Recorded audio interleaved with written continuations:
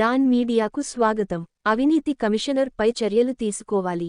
అవినీతిలో కూరుకుపోయిన కమిషనర్ ఏ. శ్యామ్యూల్ని తాడేపల్లిగూడెం మున్సిపాలిటీ నుండి భీమవరం కలెక్టర్ ఆఫీస్కి ఈ నెల 3వ తేదీన ఉన్నత అధికారులు బదిలీ చేసిన సెలవులో ఉండి తాడేపల్లిగూడెంలో గవర్నమెంట్ వాహనాన్ని, తన ఇంటి వద్ద 3 శానిటరీ సిబ్బందిని తన సొంత అవసరాలకు వినియోగించుకుంటున్నారని, అవినీతి అధికారి శ్యామ్యూల్పై తగు చర్యలు తీసుకొని ప్రజాధనాన్ని వృధా కాకుండా కాపాడాలని శనివారం నాడు తాడేపల్లిగూడెం ఆర్డీఓ చెన్నయ్యకు, కొత్త కమిషనర్కు తెలుగుదేశం పార్టీ తాడేపల్లిగూడెం పట్టణ శాఖ పట్నాల రాంపండు, ముత్యాల శ్రీనివాస్, మల్లిక్ వినతి పత్రం అందజేశారు.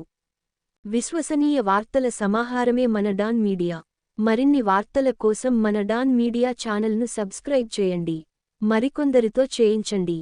ధన్యవాదములు. తాడేపల్లిగూడెం ఆర్డీఓ గారిని కలవడం జరిగింది.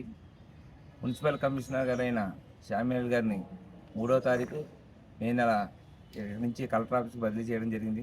కానీ ఆయన ఈరోజు కూడా మున్సిపల్ ఆఫీస్ సిబ్బందిని వాడుకుంటూ, మున్సిపాలిటీ వాహనం వాడుకుంటూ, అలాగే ఇచ్చిన ఎంఈ గారికి ఇన్ఛార్జ్ ఇవ్వకుండా, వేయకుండా, సిబ్బందికి రావాల్సిన జీతాలు రాకుండా అడ్డుకోవడం జరుగుతుంది. ఎందుకంటే ఆయన గతంలో ఆయన గురించి, మున్సిపల్ కమిషనర్ గురించి ఎలక్షన్ కమిషనర్ గారికి, కలెక్టర్ గారికి కంప్లైంట్ ఇవ్వడం జరిగింది.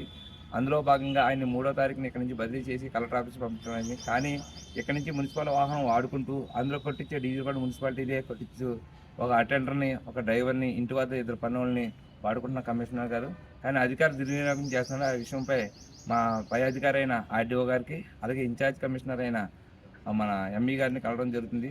వెంటనే న్యాయం చేయాలని కోరుకుంటున్నాం. ఎందుకంటే వర్కర్స్కి 20వ తారీఖున జీతాలు ఇవ్వాలి, కానీ ఈ రోజు వరకు వచ్చి ఇన్ఛార్జ్ ఇవ్వడం లేదు. కాబట్టి ఈ విషయం తెలియపరచడానికి ఆర్డీఓ ఆఫీస్కి రావడం జరిగింది. మాకు న్యాయం చేయాలని కోరుకుంటున్నాం.